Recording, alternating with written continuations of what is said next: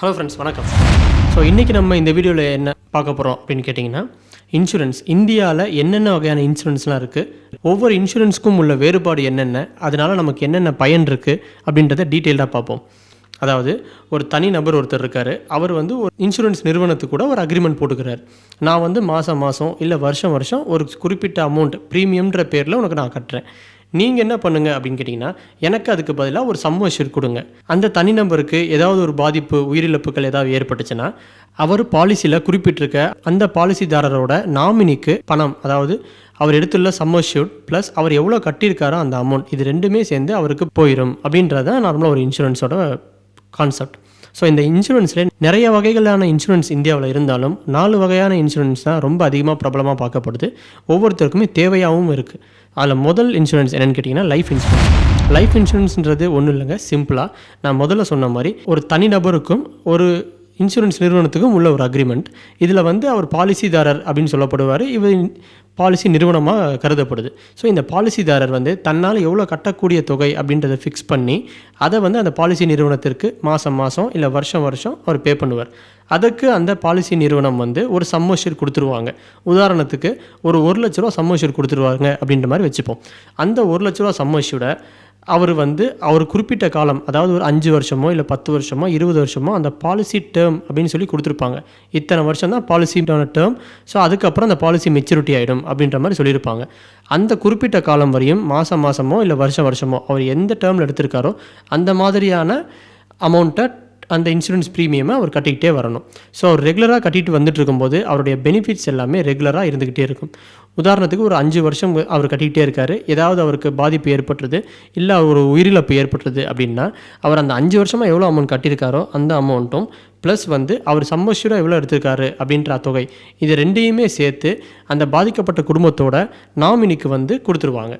So இதுதான் life insurance அப்படின்றது. இந்த இன்சூரன்ஸில் என்ன ஒரு ப்ளஸ் அப்படின்னு கேட்டிங்கன்னா, நம்ம என்ன கட்டுறோமோ அந்த தொகை நமக்கு திருப்பி கிடச்சிரும்.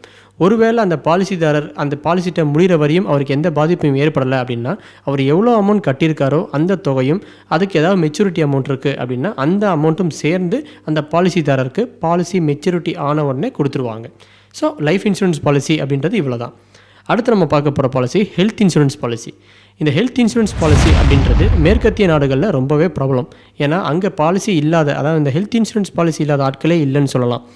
ஆனால் இந்தியாவில் பார்த்தீங்கன்னா இந்த ஹெல்த் இன்சூரன்ஸ் பாலிசியோட நாலேஜ் கொஞ்சம் கம்மியாக தான் இருக்குது. மக்களுக்கு இந்த பாலிசியில் என்ன பிரச்சனையாக தெரியுதுன்னு கேட்டிங்கன்னா, இதில் நம்ம கட்டக்கூடிய தொகை நமக்கு திரும்ப கிடைக்காது.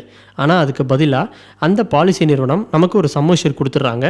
இந்த சம் அஷ்யூரை நமக்கு ஏதாவது உடலில் பாதிப்புகள் ஏற்படுது, இல்லை ஒரு ஆப்ரேஷன் நம்ம பண்ணணும், இல்லையா நமக்கு ஏதோ ஒரு ஆக்சிடென்ட் ஆகிடுது, அந்த நேரத்தில் ஹாஸ்பிட்டலைசேஷன் ஆகும்போது மருத்துவமனைக்கு போய் அந்த மருத்துவமனை செலவுகள் ஆகும்போது நம்ம கையிலேருந்து கட்ட வேண்டிய தேவை இருக்காது. அந்த மருத்துவமனைக்கு ஆகக்கூடிய செலவு எல்லாத்தையுமே அந்த காப்பீட்டு நிறுவனம் முழுசாக கட்டிடுவாங்க. ஸோ இதுதான் ஹெல்த் இன்சூரன்ஸ் பாலிசி அப்படின்றது.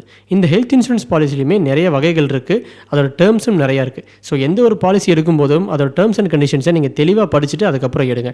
இப்போ உதாரணத்துக்கு காம்ப்ரஹென்சிவ் பாலிசின்னு ஒன்று இருக்குது. ஸோ அந்த பாலிசியில் பார்த்தீங்கன்னா நம்ம எவ்வளோ நமக்கு இழப்பீடு ஏற்படுதோ அந்த இழப்பீட்டுக்கான மொத்த தொகையுமே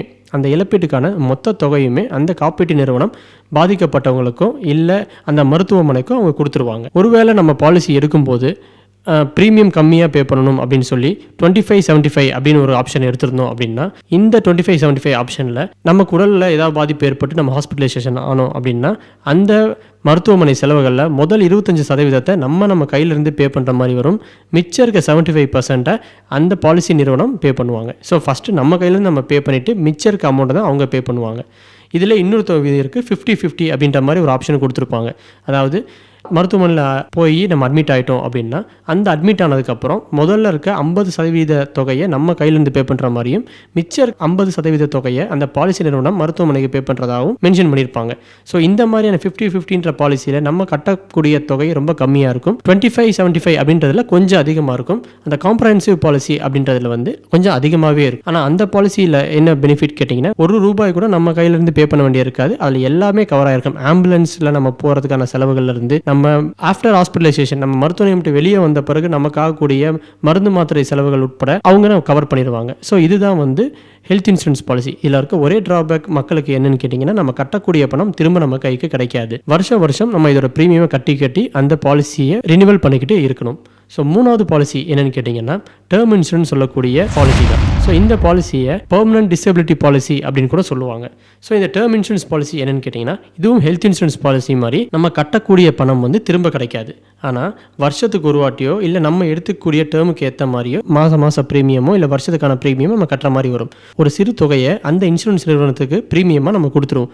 அதற்கு அவங்க வந்து நமக்கு ஒரு சம்மஷூர் கொடுத்துருவாங்க. அந்த சம்மஷூரோட வேல்யூ கொஞ்சம் அதிகமாகவே இருக்கும். உதாரணத்துக்கு ஒரு 20 வயசில் இருக்க ஒருத்தர் இந்த பாலிசி டேர்ம் பாலிசி எடுக்கிறாரு அப்படின்னா அவர் ஒரு 6000 ரூபா 6500 வருஷத்துக்கு பே பண்ணாவே போதும், 1 கோடி ரூபா மதிப்புள்ள சம்மஷூரை அவருக்கு கிடைக்கும். ஒருவர் தன்னோட ஆயுள் காலத்தில் எவ்வளோக்கு எவ்வளோ சீக்கிரமாக இந்த பாலிசி எடுக்கிறாரோ அதுக்கு ஏற்ற மாதிரி இந்த பாலிசியோட ப்ரீமியமும் குறையும். ஸோ இந்த பாலிசியை பொறுத்தவரை அந்த நபருக்கு உயிரிழப்புகள் ஏதாவது ஏற்பட்டுருச்சுன்னா அந்த நாமினிக்கு அவர் எடுத்திருக்க பாலிசி சம்மஷூர், அது 1 கோடியோ 2 கோடியோ அந்த தொகை முழுதுமே அவருக்கு யார் கொடுத்துருக்காரோ அந்த நாமினிக்கு இந்த முழு தொகையும் போய் சேர்ந்துடும். இப்போ நவீன காலத்தில் இந்த பாலிசியில் புது அப்டேட்லாம் கொண்டு வந்திருக்காங்க. அதாவது என்னென்னு கேட்டிங்கன்னா, நம்ம கட்டுற ப்ரீமியமோட அளவு டபுளாக இருக்கும். ஸோ நம்ம ப்ரீமியம் எத்தனை வருஷம் எடுத்துக்கிறோமோ அத்தனை வருஷம் ப்ரே பண்ண வேண்டியதாக இருக்கும். அந்த பாலிசியோட டென்யூர் முடிஞ்சோடனே நம்ம கட்டின தொகையை திருப்பி வாங்கிக்கலாம் அப்படின்ற மாதிரி ஒரு புது ஆப்ஷன் கொடுத்துருக்காங்க. ஸோ ஒவ்வொரு பாலிசிக்கும் அவங்க கொடுக்குற பெனிஃபிட்ஸ் ரொம்ப டிஃப்ரெண்ட்டாக இருக்கும். ஸோ இது நபருக்கு நபர் தேவைக்கு ஏற்ற மாதிரி மாறும். ஸோ அதனால் உங்களுக்கு எந்த மாதிரியான பாலிசி தேவையோ அந்த மாதிரியான பாலிசியை நல்லா படித்து டேர்ம்ஸ் அண்ட் கண்டிஷன் என்னன்றதை பார்த்து அதுக்கப்புறம் எடுத்துக்கோங்க. ஸோ இந்த பாலிசியும் ரொம்ப முக்கியமான பாலிசி தான். ஏன்னா ஒரு ஃபேமிலியில் ஒருத்தர் வந்து ஏர்னிங் மெம்பராக இருக்கார், அவரோட ஏர்னிங்ஸில் தான் அந்த ஃபேமிலி போயிட்டுருக்கு அப்படின்னா ஒருவேளை அந்த ஏர்னிங் மெம்பருக்கு ஏதாவது பாதிப்பு ஏற்பட்டு பர்மனெண்ட்டாக அவரால் எதுவுமே பண்ண முடியாது, டிசபிலிட்டி ஆயிடுறாரு, இல்லை உயிரிழப்புகள் ஏற்பட்டது அப்படின்ற பட்சத்தில் அந்த குடும்பத்துக்கு வரக்கூடிய வருமானம் டோட்டலாக கட் ஆயிரும். ஸோ அந்த மாதிரி சூழ்நிலையில் இந்த பாலிசி ரொம்ப ரொம்ப ரொம்ப உதவிகரமாக அந்த குடும்பத்துக்கு இருக்கும். ஸோ இந்த பாலிசியும் ரொம்ப முக்கியமான பாலிசி தான். இதுக்கு அடுத்து இருக்க பாலிசி மோட்டார் பாலிசி. இந்த மோட்டார் பாலிசின்றது பெரும்பாலான மக்களால் எடுத்துக்கப்படக்கூடிய பாலிசி தான். ஸோ நம்ம 2 வீலர் வச்சுருக்கோம், அதுக்குன்னா 2 வீலர் இன்சூரன்ஸ் வச்சுருப்போம். கார் வச்சுருந்தோம்னா காருக்கு ஒரு இன்சூரன்ஸ் வச்சுருப்போம். ஸோ அந்த பாலிசி தான் மோட்டார் பாலிசின்னு சொல்லக்கூடியது. அந்த பாலிசிலையுமே தேர்ட் பார்ட்டி இன்சூரன்ஸ்னு ஒன்று இருக்குது, காம்ப்ரஹென்சிவ் இன்சூரன்ஸ் ஒன்று இருக்குது. இந்த தேர்ட் பார்ட்டி இன்சூரன்ஸ் அப்படின்றது நமக்கோ இல்லை 3வது நபர்களுக்கோ ஏதாவது பாதிப்பு ஏற்படுது, உயிரிழப்புகள் ஏற்படுதுன்னா அதுக்கு காம்பன்சேஷனுக்காக கொடுக்கக்கூடியது தான் அந்த தொகை. காம்ப்ரஹென்சிவ் பாலிசின்றது நம்ம ஒரு வண்டியில் போயிட்டுருக்கோம், அந்த வண்டியில் ஏதாவது பாதிப்பு ஏற்பட்டுச்சு, ஒரு ஆக்சிடென்ட்டால் வண்டியில் டேமேஜ் ஆயிடுச்சுன்னா அந்த வண்டியை சரி பண்ணுறதுக்கான தொகையும் நம்ம கிளைம் பண்ணக்கூடியதான் காம்ப்ரஹென்சிவ் பாலிசி அப்படின்றது. ஸோ நம்ம டீட்டெயிலாக இப்போ இன்சூரன்ஸ் பாலிசி என்னென்னன்றதெல்லாம் பார்த்தோம். ஒவ்வொரு இன்சூரன்ஸ் பாலிசி பற்றியுமே டீட்டெயிலாக பேசலாம் அடுத்த வீடியோவில். தேங்க்யூ.